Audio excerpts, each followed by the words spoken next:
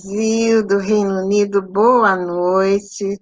Boa noite, Luziane. Prazer grande estar com você. Muito obrigado por ter aceitado o nosso convite. É uma honra grande ter você aqui para falar da nossa mentora querida Joana de Ângeles. Hoje nós vamos abrir um tesouro, né, para falar da nossa mentora. Quantos ensinamentos, quantas inspirações para as nossas caminhadas, né?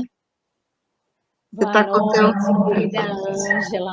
Boa noite a todos os irmãos do Joana de Ângeles, todos que estão aqui nos acompanhando. É uma grande felicidade estar aqui com vocês, uma alegria imensa e já fica registrada a minha gratidão.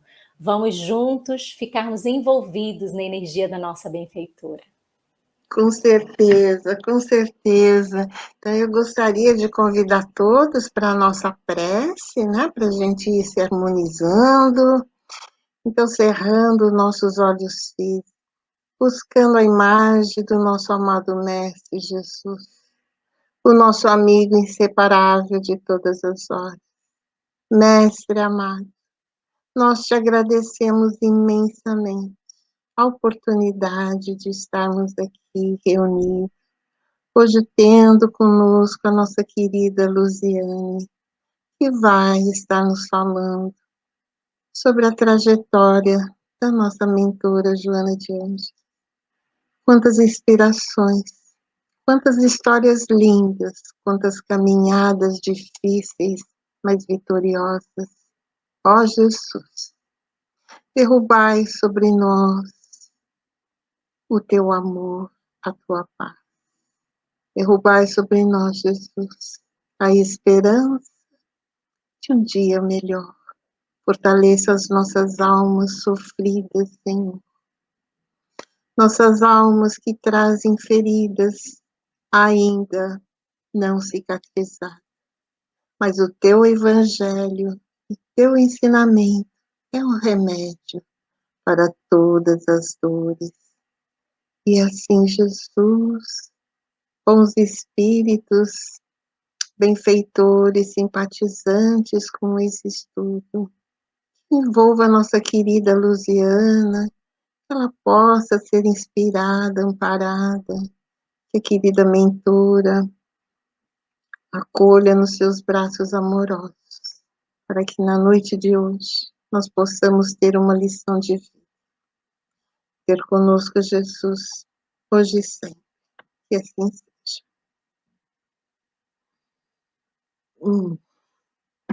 Então, olha aí, a gente vai então, deixa eu passar a palavra para você, minha querida, boa palestra, eu vou te deixar aqui na tela, aqui.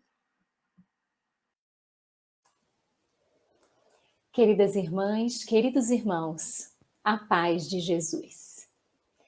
No Evangelho segundo o Espiritismo, no capítulo 9, Instruções dos Espíritos, mensagem A Paciência, encontramos um texto que nos conversa muito, que dialoga muito conosco.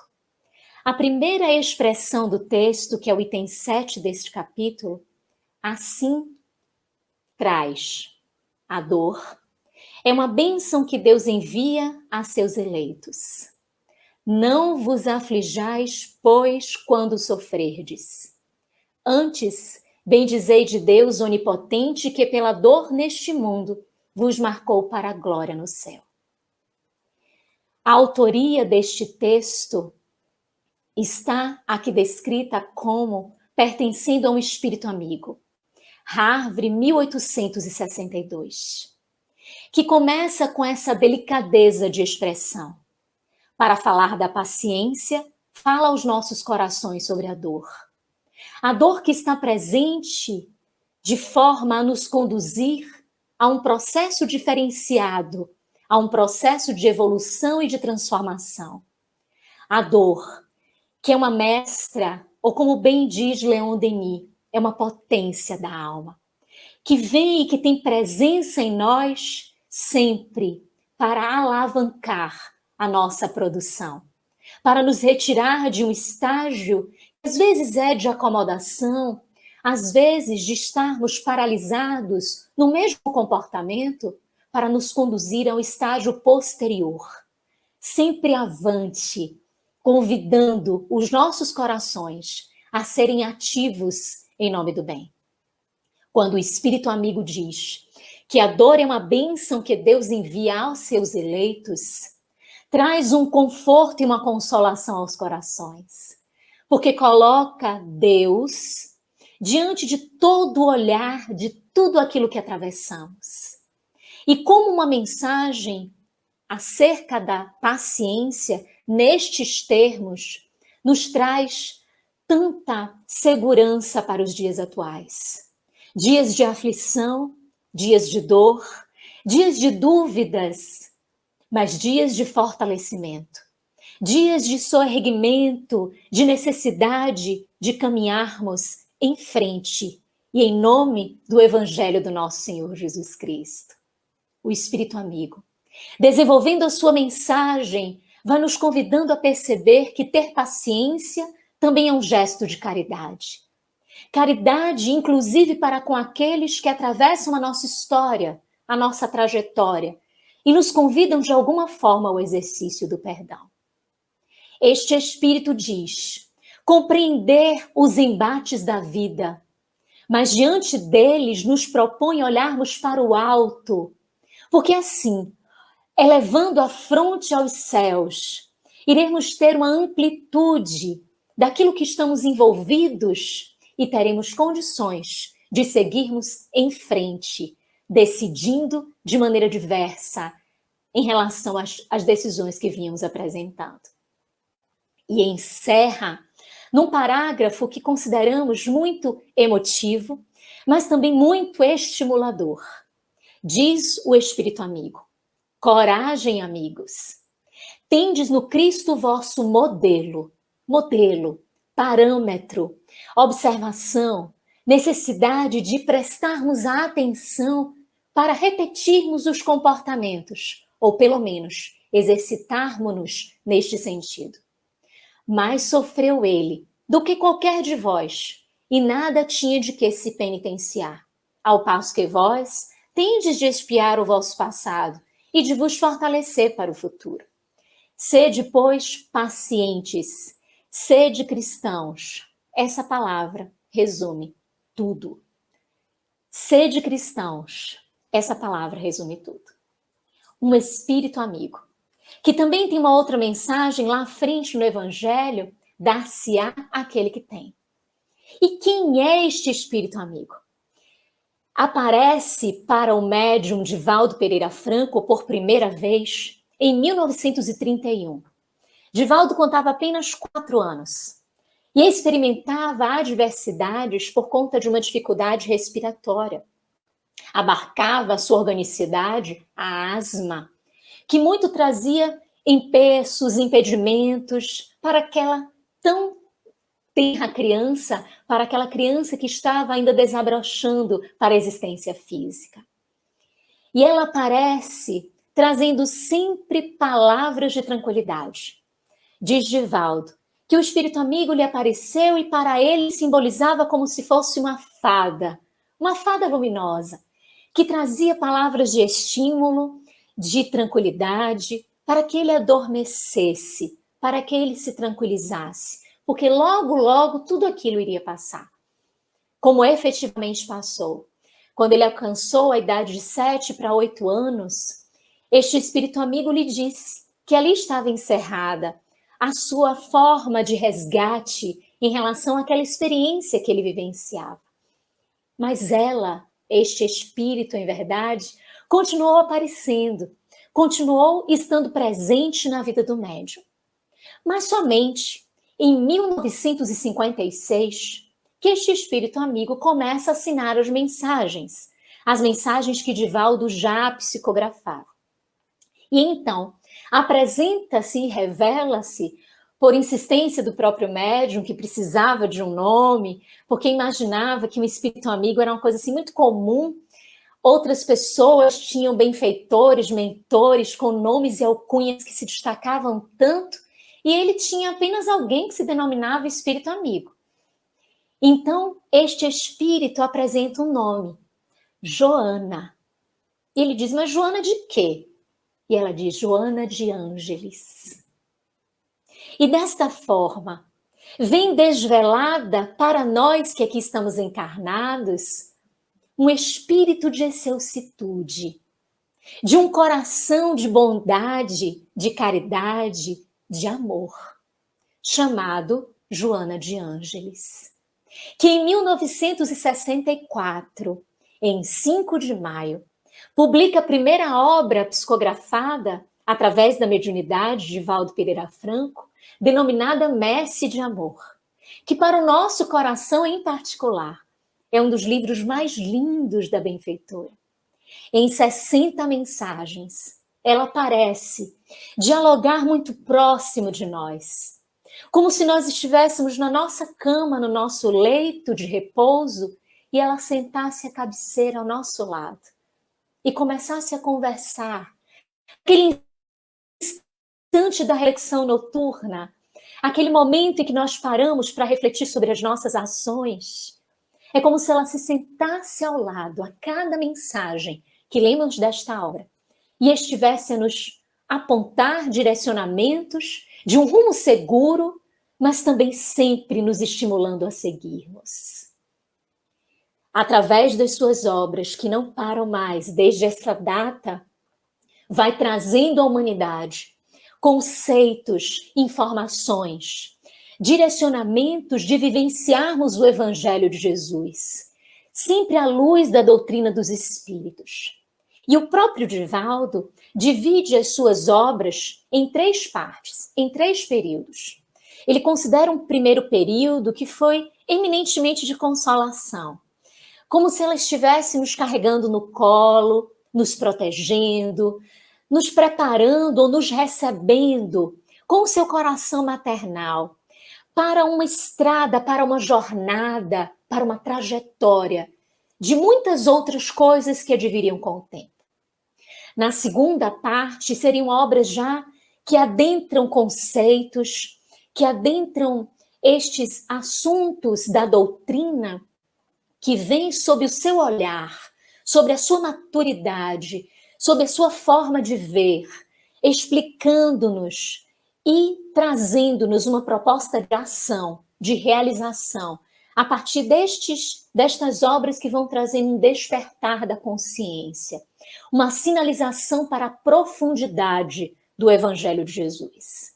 E a terceira parte, que é como a benfeitora, até mesmo são as obras da benfeitora que mais se alastram pelo mundo, que é a sua série psicológica, onde ela, com tanto cuidado, com tanto carinho, escreve sobre um assunto que tem guarida nas academias, mas trazendo esse assunto sob a luz da psicologia profunda, sob a luz da doutrina dos espíritos, colocando-nos como nós, gestores de nós mesmos, como observadores, não simplesmente uma jornada alheia do autoconhecimento, mas uma jornada qualificada a partir do seu direcionamento, que faz a ponte entre a ciência psicológica e a ciência espírita, fazendo uma ponte, notadamente, entre ciência e religião, nos convidando a identificarmos em nós,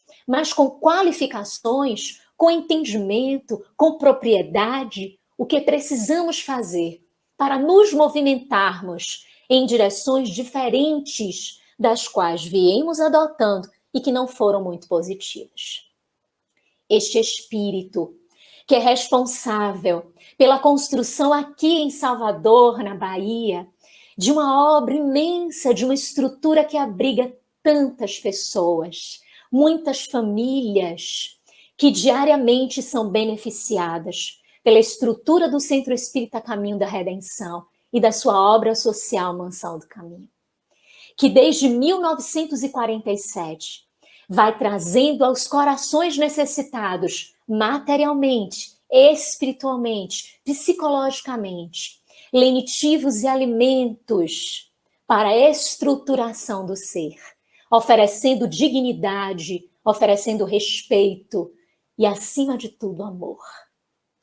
Este espírito, que no plano espiritual, juntamente com Emmanuel, quando este estava no plano espiritual, responsável este pela evangelização, pela coordenação da evangelização espírita cristã no mundo, ela atrela-se para com ele participar em coordenação deste trabalho.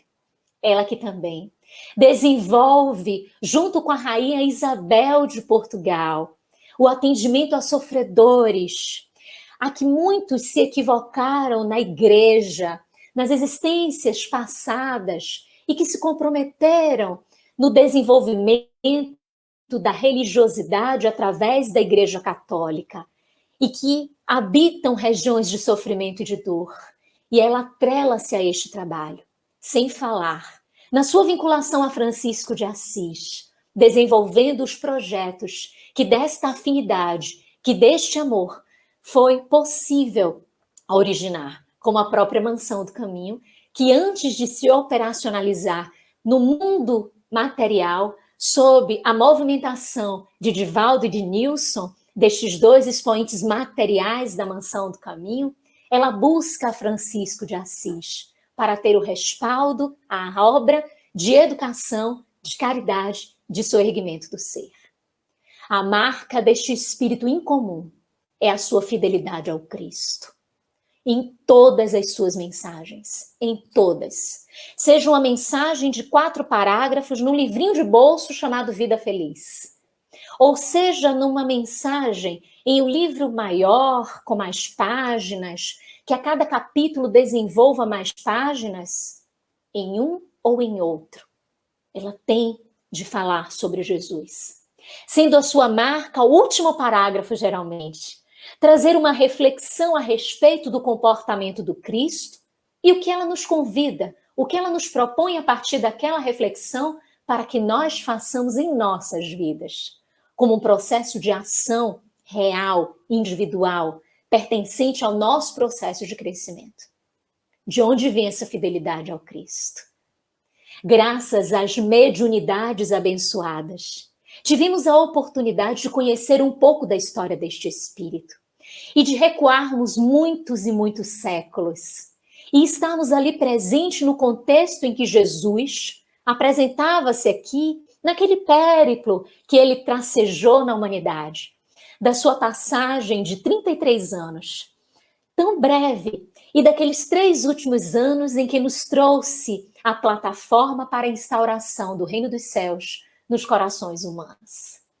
Ali estava o espírito Joana de Ângeles, na roupagem de uma mulher chamada Joana, Joana de Cusa, por ser esposa do intendente de Antipas, e assim era reconhecida. Uma mulher muito distinta, que se caracterizava por alguns hábitos, alguns comportamentos, como está na descrição de Humberto de Campos, no livro Boa Nova, capítulo 15, cujo título é o nome dela, Joana de Cusa, a psicografia de Chico Xavier. E ali, a nobre entidade espiritual diz que Joana era marcada pela rara dedicação, pela nobreza do caráter e pela fidelidade restrita. Rara dedicação porque se apresentava dedicada em tudo que investia a sua atenção. Seja na família, ao esposo, à prole, seja as pessoas que lhe serviam, porque ela apresentou em uma fase da sua vida uma boa condição financeira, sejam aquelas pessoas que buscavam atendimento a Jesus e que ela teve a oportunidade de estar presente no trabalho do Cristo, qualquer que fosse o momento ou a oportunidade, ela apresentava-se dedicada, comprometida, responsável. Mas também de uma nobreza de caráter, que diante de uma transformação súbita na sua vida, seja pelos próprios comportamentos do seu esposo, que motivou o seu encontro com Jesus, seja o falecimento dele, que a colocou numa situação de penúria material, ela manteve a sua integralidade de valores, jamais tergiversando. jamais deixando estremecer as fibras do seu nobre caráter, porque mantinha-se sempre com a coragem de uma mulher que respondia diante da verdade, que desejava ser íntegra e verdadeira em tudo que se comprometia a fazer. Foi ao encontro de Jesus para buscar sanar um aperto que trazia no coração, diante da convivência com seu esposo, que estava sempre tão violento, de uma forma muito brusca de falar ou indevida de comportar-se. E Jesus, em 2 momentos da conversa, lhe ensina ou lhe relembra ao coração a necessidade do amor a Deus e de retorno quanto Deus respeita a cada um de nós. Então, ela não poderia obrigar o seu esposo a seguir algo que ele não apresentava uma afinidade ou não apresentava um interesse. Mas disse Jesus, mas em cada oportunidade que dele partir algum interesse, você fale sobre o Evangelho, você transmita aquilo que é verdade no seu coração. E a segunda parte da conversa, Jesus relembra a Joana a necessidade do amor ao próximo e a si mesma. Ela gostaria de seguir os passos de Jesus e ele diz, isso será possível.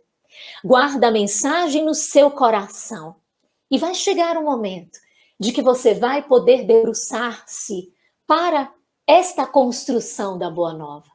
Mas agora volta ao seu lar. Reestrutura aquele que lá necessita de você. Cuida da sua prole. Ser fiel. É a última expressão que Jesus diz para ela nesse diálogo. Ser fiel. Meus irmãos, encontro com Jesus é algo de muita profundidade. É algo que a gente tem de rememorar, trazer à mente a experiência que nos fez nos encontrarmos com Jesus por primeira vez na presente reencarnação e repetirmos na nossa mente como um grande estímulo aquilo que Jesus nos disse, que não foi como ele disse a Joana, onde ele esteve presencialmente, mas ele falou de alguma forma, através da doutrina que chegou em nossas vidas, através de uma experiência que saltou a nossa realidade da trajetória e que nos convidou ao encontro com Jesus, de alguma forma, ele falou conosco. E é importante repetirmos aquilo que gravamos como experiência, como mensagem, como sentimento, porque aquilo ali nos serve como um chamado, como um convite, uma convocação de Jesus para que sejamos semeadores e que contribuamos com a construção da Boa Nova nos corações da humanidade.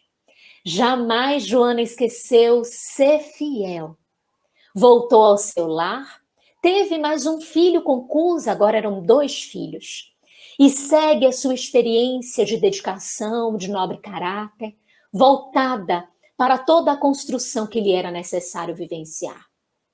No livro Joana e Jesus, de autoria de César Saide e também de Divaldo Franco, Divaldo vinha esclarecer que Jesus identificava que aquele casamento de Joana com Cusa trazia um comprometimento dela para com ele. Porque naquelas mesmas pairagens de Roma, ela havia se comprometido, havia se equivocado. E aquele era um resgate e que necessitava que ali ele estivesse para imprimir para aquele coração, necessitado da sua presença de uma nova forma, para que através dela, através da sensibilidade que Cusa pudesse auferir dela, ele pudesse ter algo diferente para a sua vida. E assim ela cumpriu. Ele parte da existência física, ela vai à casa de outras pessoas cuidar dos filhos dessas pessoas, para trazer o sustento para dentro de casa. É a mulher que está naquele momento do Calvário, junto de Madalena, junto da Maria Santíssima. Ela também sobe ali para ver o momento da ressurreição, ela não presencia, mas ela vê que a pedra foi removida do sepulcro onde o corpo de Jesus se encontrava. Ela vai dedicando-se em fidelidade a viver a mensagem de Jesus, a cuidar das pessoas, a dedicar-se àqueles que necessitavam. E no ano de 68, vê-se uma senhora atada numa madeira ao lado do seu filho mais novo. E naquele momento as labaredas são acesas porque se pergunta a ela: abjura? Apostata? E ela diz: não. Ela não abjura, ela não nega Jesus. O filho grita e o clamor de um filho, no momento ápice deste, traz muita sensibilidade ao coração maternal. Mas ela diz: cala-te, meu filho, porque Jesus não reclamou, não tergiversou diante do testemunho. Sigamos firmes em nome dele.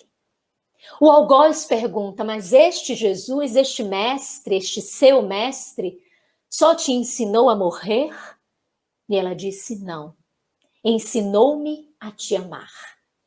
E naquele momento está liberta a realidade espiritual de Joana de Ângeles, que retorna ao mundo espiritual e vai para a sua próxima experiência carnal.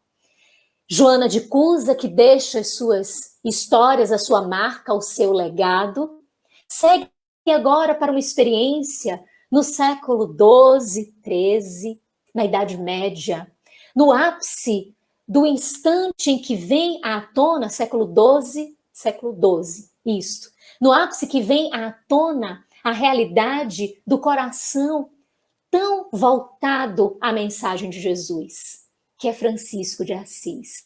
Este ímolo do Cristo, este maior imitador dos passos de Jesus. Ali ele se encontrava à frente de Clara há alguns anos. Alguns biógrafos dizem que 10 anos, outros 12 anos. Mas o certo é que aquela menina, num dia de domingo de Ramos, com a sua família, os Ofredútios, estava ali na igreja a ouvir uma pregação de Francisco. Ela ficou encantada, porque Francisco falava à alma, Francisco falava ao interior. Era alguém que não possuía atrativos, significados que pudesse chamar a atenção da visibilidade dos olhos materiais, mas era alguém que tocava o interior, que das suas palavras saía um magnetismo, a expressão de envolvimento para todos que ali estivessem a escutar a sua mensagem. E Clara sensibiliza-se, estava com apenas 16 anos, e promete a si mesma que vai seguir aquele homem. Porque de alguma forma aquele homem lhe trazia Jesus, por quem o seu coração era encantado. Então, de alguma maneira, aquele Francisco iria lhe ensinar a seguir Jesus. E sem um dia sequer após este esquecer do seu planejamento, ao completar 18 anos, pela chamada Porta dos Mortos na residência, da sua residência, ela remove, era uma porta muito pesada, ela remove e sai ao encontro de Francisco e dos irmãos menores, que já compunham uma organização mínima que fosse, mas faltada na obediência, na pobreza e na castidade. Seus familiares vão buscá-la, o tio Monaldo vai atrás dela para removê-la daquela loucura. Ela já tinha realizado o seu movimento de passagem, cortado as suas madeixas longas e loiras, estavam agora bem curtinhas. Já tinha feito o seu voto diante desses 3 nós franciscanos e já apresentava-se em doação para a vivência desta grande saga franciscana, que ela, como a representatividade feminina, ao lado de Francisco, trouxe a muitas mulheres o acolhimento e a instauração da organização das Clarissas, que serviam como um apoio, uma estrutura de evangelho, de sentimento, de emoção, na conjugação destas duas realidades, dos franciscanos e das Clarissas. trazendo aquela época da Idade Média, época de trevas, época de adversidades humanas, a consolação e, acima de tudo, a pedra angular do Evangelho, para que tudo que estava esmorecendo e ruindo ao redor pudesse ter a esperança do lírio que crescia no meio daquele lodaçal, apresentando um perfume, uma beleza, um significado único aos corações daquelas pessoas. Esta dupla implacável é tão forte que a posteridade, depois de tantos e tantos séculos, qualquer que seja a denominação religiosa, há um respeito significativo. A oração simples, por exemplo, que foi atribuída a Francisco, em que pese não ser dele a autoria, é professada, é propagada por diferentes pessoas, sejam pertencentes a credos religiosos ou não. Tamanha a influência, tamanho impacto que estas duas almas, vivendo in natura o Evangelho de Jesus, puderam trazer como exemplo. Clara, sempre firme, num determinado dia, em que a sua cidade ia sendo invadida, e notadamente o convento, a estrutura das Clarissas, chamada pelas irmãs, ela que estava no leito, adoecida, ergue-se e ora a Jesus, pedindo que através dela aquelas irmãs não pudessem ser açoitadas, violentadas, agredidas, que de alguma forma ela pudesse contribuir e aqueles homens não adentrassem a estrutura do seu convento.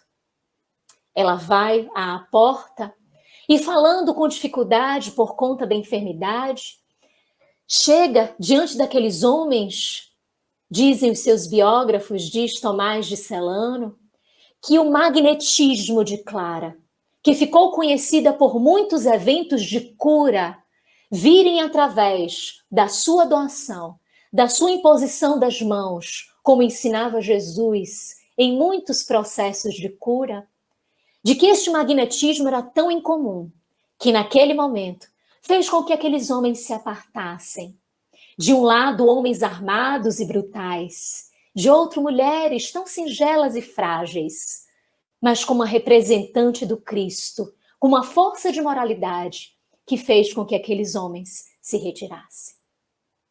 Clara, que apresenta na medida certa os aconselhamentos a Francisco, que quando ele mesmo passa por um processo de dificuldade diante da ordem, que apresentava conceitos muito diversos do que ele vinha apresentando, do que era o nascedouro da ordem franciscana, Clara ajuda-o a refletir e diz: Senhor, paizinho, como ela chamava carinhosamente, Pai Francisco, a ordem pode ter sido criada pelo Senhor, mas ela não te pertence.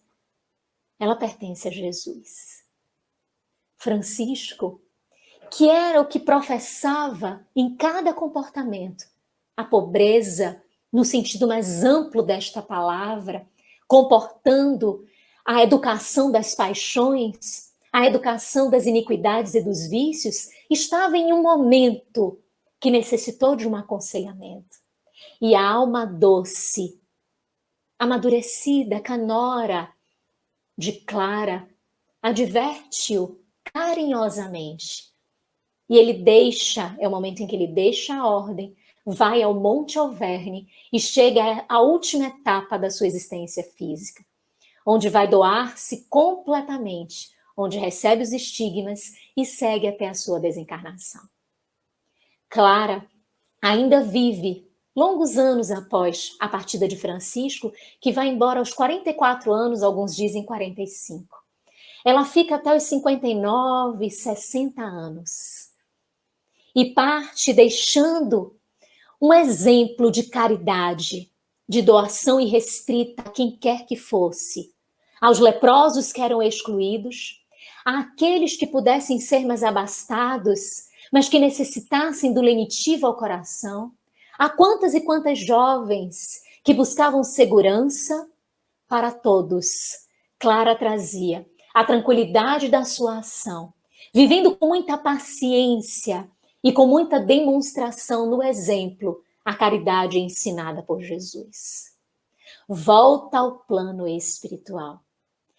No plano espiritual, entre a reencarnação de Clara e a próxima experiência, que advém no ano de 1651, a experiência no século XVII, no México, entre uma e outra, existe ali pelo século XIII, XIV ou mesmo XV, a depender de alguns que anunciam isso, Divaldo que coloca na obra aqui já referida, ele não situa exatamente no tempo, mas diz que foi na Itália e que ela também teria recebido ali o nome de Joana, mas que foi uma reencarnação, foi uma experiência reencarnatória que ficou no anonimato.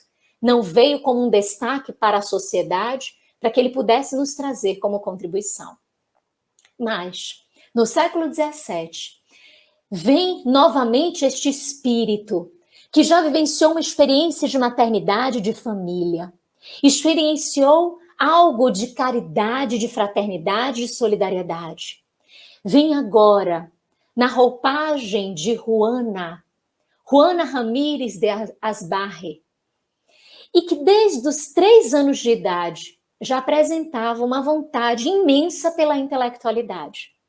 A descrição de César Said, que traz um biógrafo de Juana Inês, que é Otávio Paz, que é um autor mexicano, que tem um livro imenso, bem extenso, sobre Juana, traz que a descrição era de uma criança muito ativa, uma criança criativa, que gostava de trazer algumas improvisações, mas que às vezes tornava-se séria e abordava alguns assuntos com gravidade, mas que aos 3 anos de idade, ela que possuía mais 4 irmãs e um irmão, pede à professora de uma das irmãs para que ensine a ela a ler.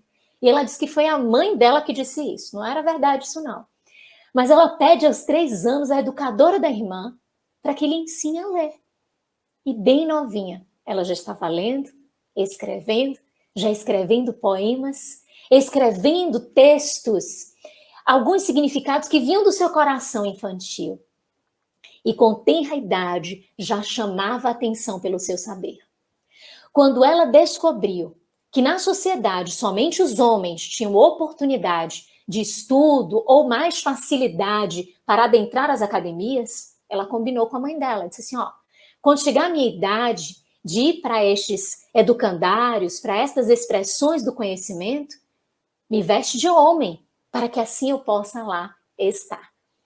Era este espírito com esta marca desde cedo, para algo que vinha realizar. Quando chega na adolescência, diante da sua instrução, da sua bagagem intelectiva, ela é convidada para fazer parte de uma família de marqueses.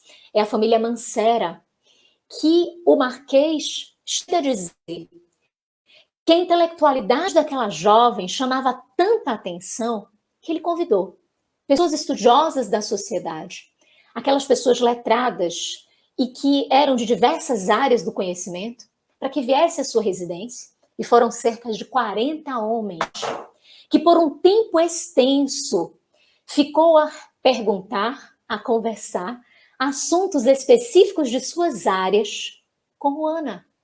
E ela respondendo, e ela conversando, e ela tendo a profundidade do conhecimento.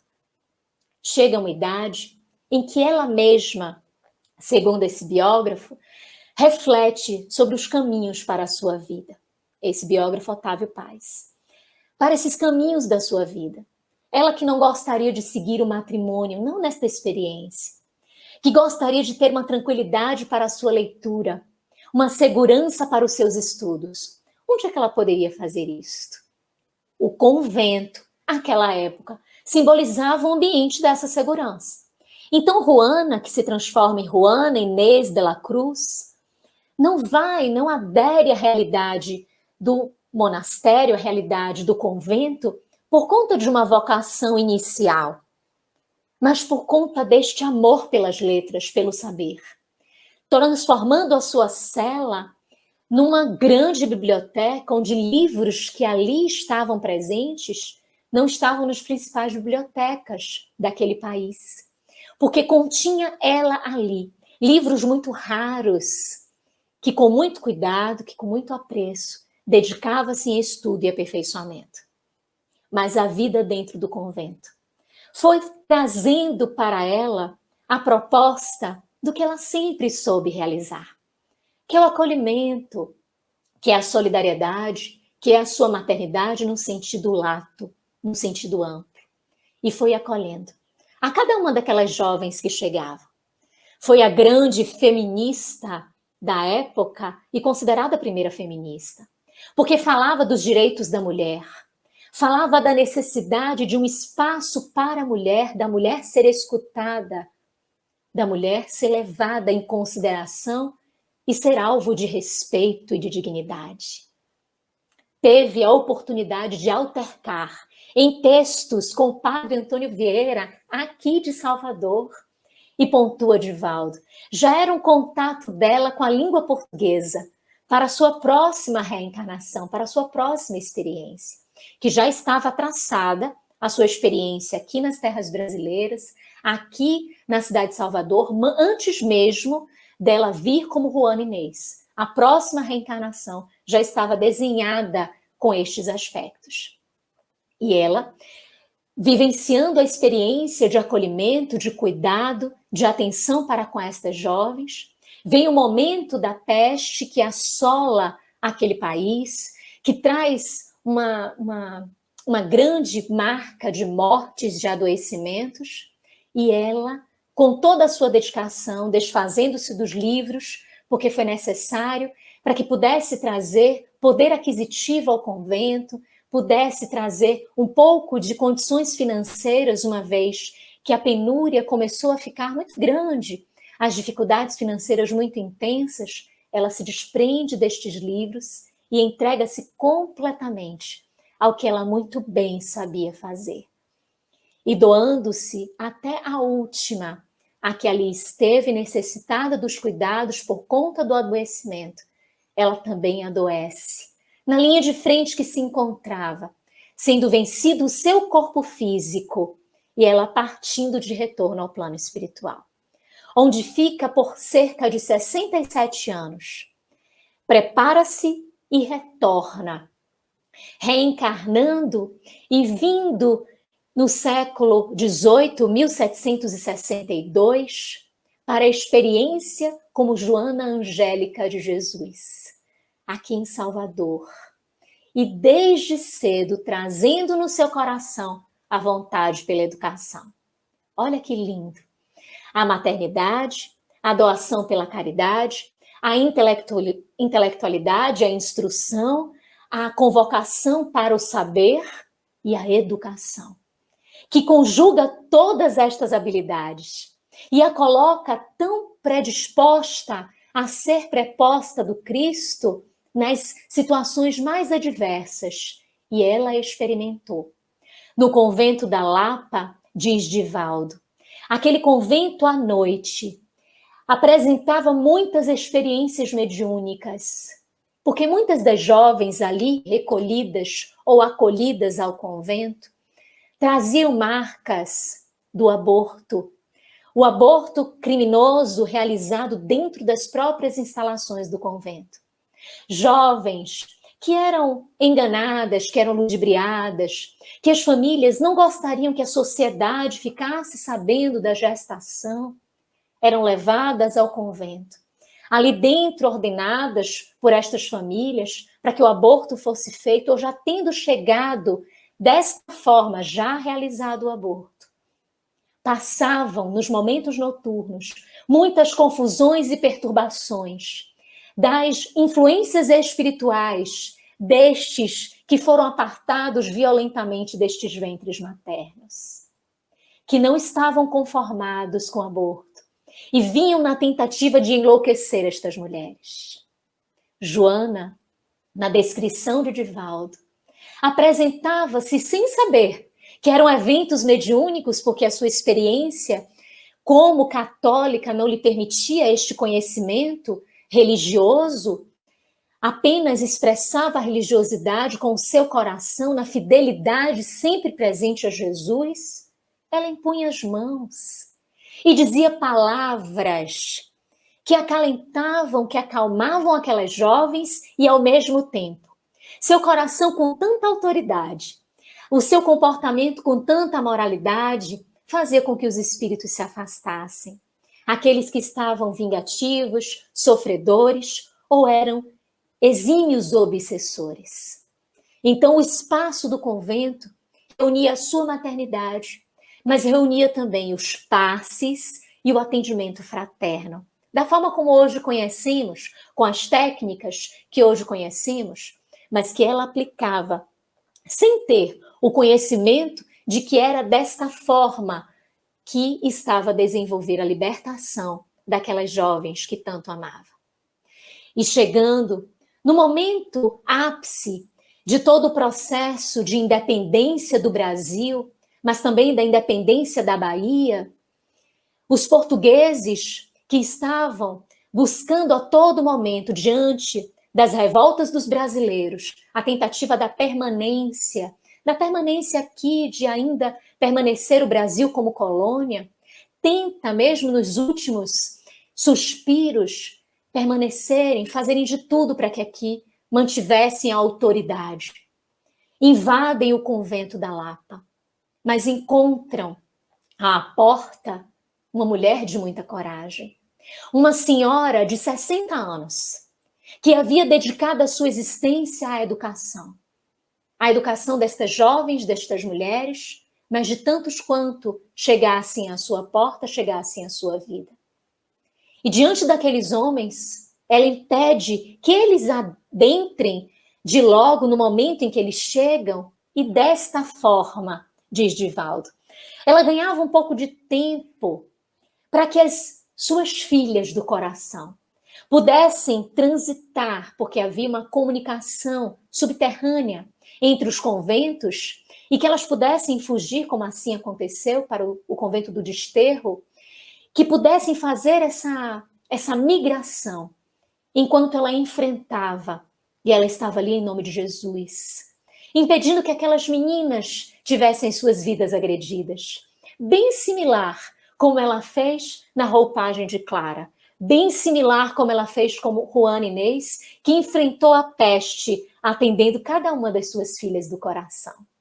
Da mesma forma ali se coloca. Mas o soldado atravessa a baioneta, o corpo daquela Marte que tomba. Quando eles adentram o convento, eles já não encontram mais as jovens, que já tinham conseguido ficar refugiadas, fazendo os saques, os roubos, daqueles aspectos que ela encontraram ali dentro do convento. Retorna à pátria espiritual. Em 1822. Em 1823, é convidada pelo Espírito da Verdade para que compusesse a conjugação, a equipe, a sua equipe, que iria presidir o advento do Consolador prometido ao mundo. E assim ela adere este grande colegiado destes espíritos luminares que formam a codificação. E pôde nos trazer duas lindas mensagens em O Evangelho segundo o Espiritismo. E nos anos subsequentes, toda esta gama de conhecimento, de obras que se sucedem sobre a psicografia de Divaldo Pereira Franco, trazendo aos nossos corações a proposta da maternidade restrita, da caridade incondicional, do aperfeiçoamento da intelectualidade, da compreensão dos conceitos, dos valores, para instrumentalizar o real sentido da educação. Educação profunda, educação moral, que nos propõe a intelectualidade, mas também o aspecto da moralidade, que nos faz crescer, de sermos maiores em relação a nós mesmos. Este espírito que abarca a todos nós com tanto amor, que nestes dias tão desafiadores, logo quando começou a pandemia, veio um livro. Ali a gente estava chegando 2 meses de pandemia, pelo menos aqui no Brasil. A gente tinha fechado tudo ali no dia 16, 15 de março, todo mundo nas suas casas.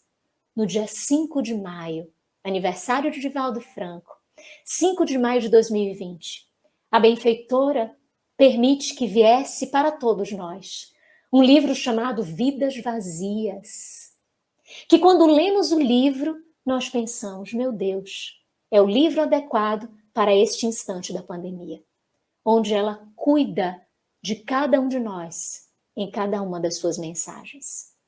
E para finalizar essa nossa conversa, trazendo, depois de termos feito esse painel, que nos traz ao coração tanta emoção, de um espírito tão dedicado, que se preocupa tanto conosco no atendimento, na dedicação, nessa forma de nos conduzir à nossa própria educação, destacando tantos ensinamentos que ela nos trouxe, nós gostaríamos de deixar como uma mensagem que gostamos muito de repetir desde o momento que lemos, porque é algo que é muito forte ao nosso coração. Nesta obra Vidas Vazias, no capítulo 8º, que ela denomina Sob Qualquer Aspecto, ela descreve Jesus, dizendo que ele é o revolucionário do bem, que ele é o filósofo de uma rara doutrina, que é a doutrina do amor, que é um terapeuta inconfundível, que é um mestre incomparável, que é um orador por excelência, que é um cidadão incomum, que é um amigo incondicional, que é humilde como ninguém mais, que é um advogado dos equivocados. Ela diz que Jesus, que jamais devemos ignorar Jesus, jamais. Deveríamos sempre ter Jesus em mente e no coração, sempre como modelo e guia, como parâmetro. Porque, diz ela, ele é a resposta dos céus aos apelos aflitivos da humanidade. Da mesma forma que ele disse para ela, ser fiel, e ela permaneceu para todo sempre fiel à sua realidade, ela nos convida a essa fidelidade, para que jamais nos esqueçamos que diante das nossas aflições, diante da dor, diante do momento em que Deus destaca para sermos os seus eleitos, que é o momento que estamos vivendo, o momento do testemunho, é sempre Jesus. Jesus ontem, Jesus hoje, Jesus sempre. Gratidão imensa a todos vocês, a Ângela pelo carinho, por esta oportunidade e agradecemos imensamente por toda a atenção e por esse momento que ficamos com os corações entrelaçados em nome do nosso Senhor Jesus Cristo.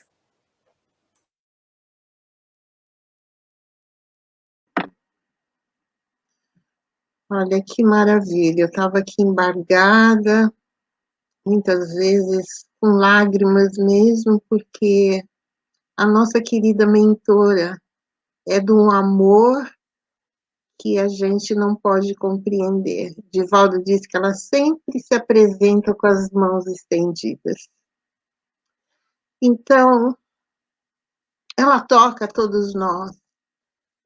A gente fala quem conhece Jesus nunca mais é o mesmo, mas quem conhece Joana também transforma as nossas vidas, porque é essa série psicológica que ela nos apresenta é de uma beleza, de uma grandeza, de um auxílio que qualquer pessoa que estiver disposta a se modificar, a encontrar o seu eu profundo, o amor, é ali que vai encontrar, não é, Luciana?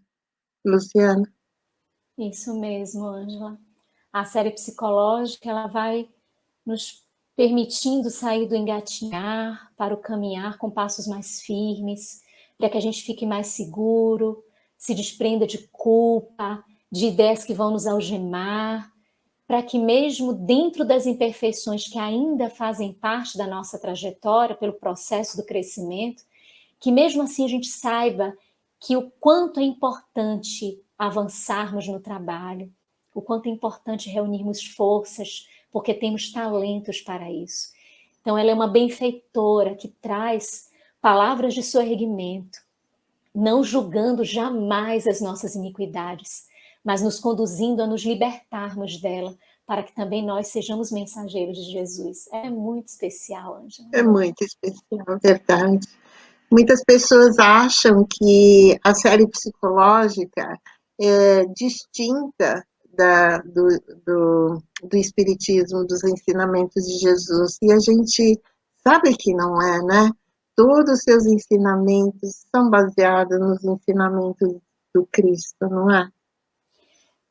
Divaldo perguntou para ela, logo quando começou a série psicológica, como é que era possível ela falar dessa forma, falar de Jung, falar desses conceitos, melhor dizendo, como é que era possível ela trazer esses conceitos, tendo esse olhar de Jung, ela que na época não tinha esse conhecimento, como é que ela podia falar com tanta propriedade? Uma vez que ela não compartilhou dos conhecimentos científicos, digamos assim, dessa doutrina, dessa ciência com Jung. E ela diz assim, mas você acha que Jung aprendeu onde?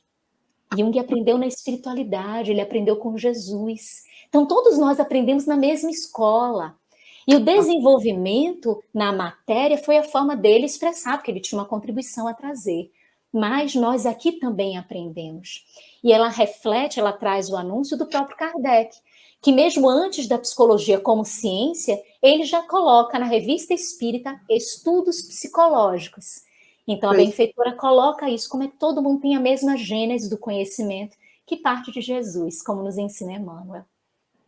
Que ela sempre se refere como o terapeuta, o maior terapeuta, né? Exato. Da humanidade, realmente. É muito lindo. E, Luziane, Joana está preparando para voltar à Terra? Pois é, Angela, tem um vídeo de Divaldo, que é um pouquinho antes ali de 2015, e que nesse vídeo, na entrevista, ele disse que ela estaria se preparando para voltar e que seria por volta de 2015. Mas aí acontece que um pouquinho antes da pandemia, em um conversando sobre o espiritismo, lá na Mansão do Caminho presencial, fizeram a pergunta para ele. Divaldo, Joana já voltou? Joana está para vir? Ele falou, não, ela adiou um pouquinho o projeto do retorno. Mas ela está para vir sim, não somente ela, mas o próprio Francisco de Assis, como nos mostra Manuel Filomeno de Miranda, ali no início do livro Perturbações Espirituais, mostrando que muitos franciscanos já retornaram e que há programação para que Francisco também retorne, bem como a benfeitora. É o que nos espera, né?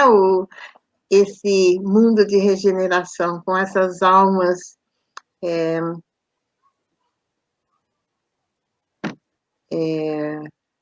abençoadas, almas que traz o amor como essência, né? Que vem nos ensinar, não é isso?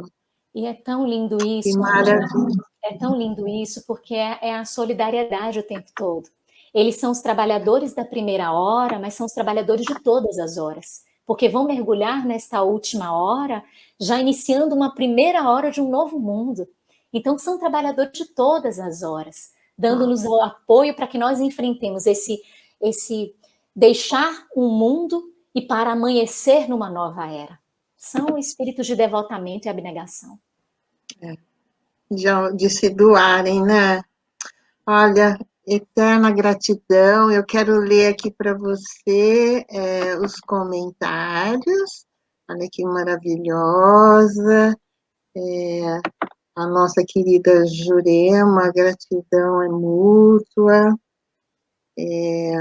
A nossa Cristina, lindo, realmente, falar, trazer os ensinamentos, as vivências, né, que a mentora, a trajetória dela é maravilhosa, realmente a gente pode ter ideia, né, do quilate desse espírito, não é? Amorosa, que só se doa realmente, né? Então, a gente acho que não tem perguntas, né?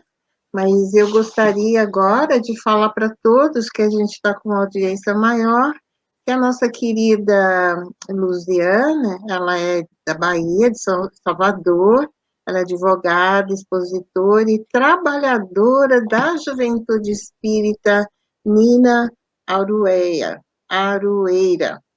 lá da Mansão do Caminho. Olha só que trabalho. Ela e o seu marido, o nosso querido Hélio, eles trabalham com jovens, preparando os jovens para uma caminhada, para uma vida embasada nos ensinamentos espíritas cristãos, né, para que sejam homens de bem. Que trabalho maravilhoso, lá do Centro Espírita Caminho da Redenção, que é da Mansão do Caminho, do nosso querido tio Divaldo, né? Maravilha, trabalho maravilhoso, realmente evangelizar almas é muito nobre, e a gente precisa ter isso mais nas casas espíritas, né? Porque os jovens de hoje, as crianças de hoje, serão os homens de bem amanhã, né?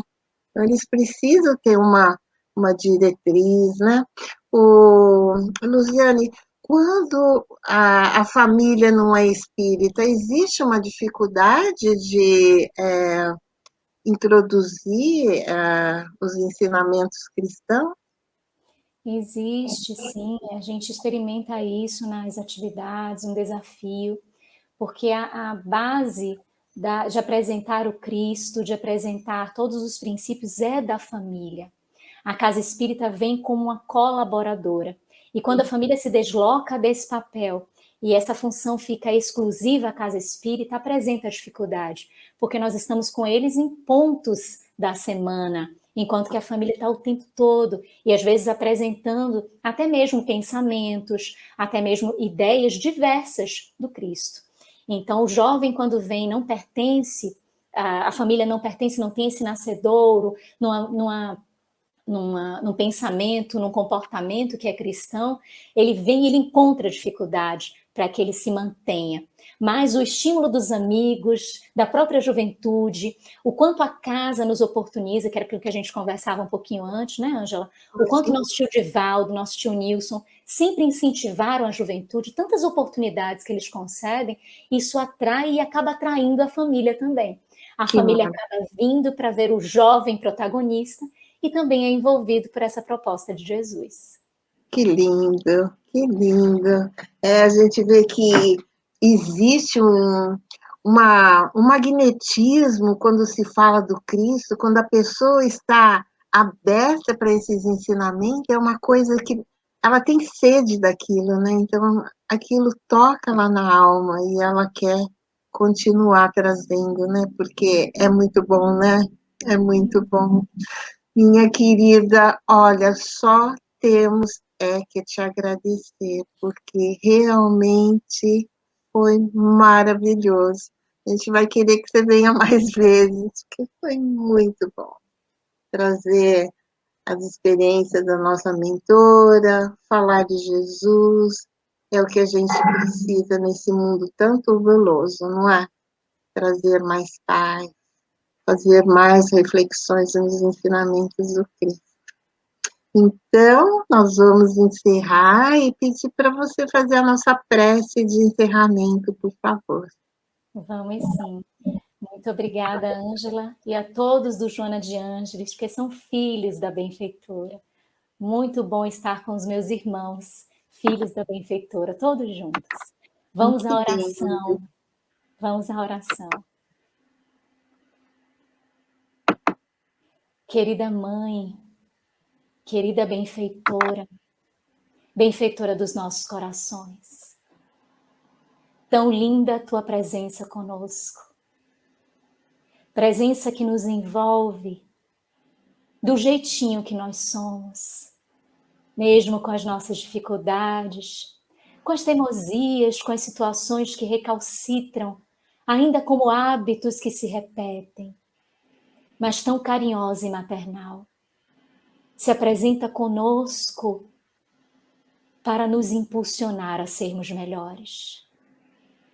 E hoje, com a presença, mesmo que virtual, em sua casa, nós gostaríamos de te agradecer por todo o amparo que concede a este planeta estendendo, derrubando as fronteiras para entrelaçar os corações que são seus filhos num só amplexo de amor e de fraternidade.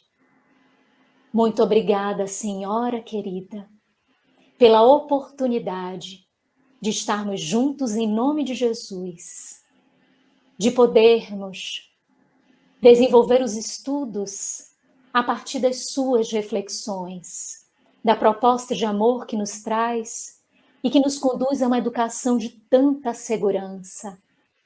Segurança no Evangelho de Jesus, mas também aprendendo a sermos seguros em relação a nós mesmos. Somos só gratidão pelo seu amor, pela sua condução, pelo seu amparo. Muito obrigada pela experiência de hoje, de entrelaçar os nossos corações, diminuindo as distâncias, para que o exemplo da maternidade, da caridade, do aperfeiçoamento do conhecimento e da educação de uma maneira geral, para que todos estes aspectos pudessem invadir o nosso coração em reflexões mais profundas, para que assim pudéssemos caminhar com mais segurança, em nome do Cristo, e tendo o teu amparo de maternidade e de amparo e de proteção. Muito obrigada, Senhora, por tudo. Assim seja. Que assim seja. Querida, muito obrigada. Que Jesus e a nossa querida Joana possa estar sempre te iluminando na sua caminhada, nesse trabalho que você tem feito com tanto amor, as palestras, os estudos da Amália Rodrigues, que eu sigo, que são assim maravilhosos. Muito obrigada, querida. E a gratidão também a todos os nossos irmãos e irmãs que estiveram aqui conosco hoje, né?